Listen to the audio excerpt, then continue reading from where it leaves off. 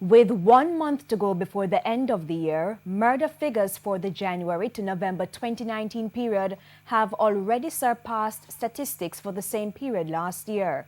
So far, 22 more persons have been killed. That's despite state of emergencies in Clarendon, St. James, Hanover, Westmoreland, and the St. Andrews South Police Division. Zones of special operations are also in Mount Salem, St. James, and Denhamtown, West Kingston.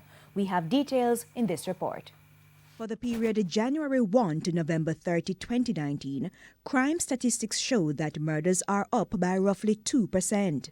That means there were 22 more reported murders in comparison to the over 1,200 in the same period last year. Only 472 were cleared up.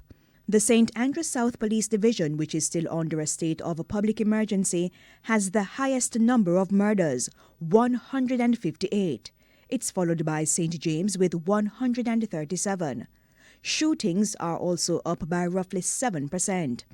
This down arrow shows the trend with rape, a 2.4% reduction. So too is aggravated assault by almost 5%. When combined, accusatory crimes such as robberies, break-ins, and larceny are up by about 4%.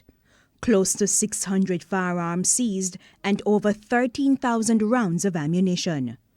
Meanwhile, Chief of Defense Staff Lieutenant General Rocky Meade says the Army is far advanced in its planning for the declaration of more ZOSOs.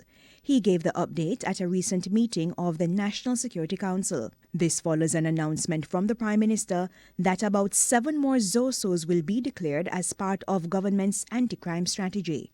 Police Commissioner Major General Anthony Anderson reportedly told the Council that a dedicated team and additional technology will be deployed to Halfway Tree to make it a zero-tolerance zone. Zero tolerance for traffic violations and public disorder.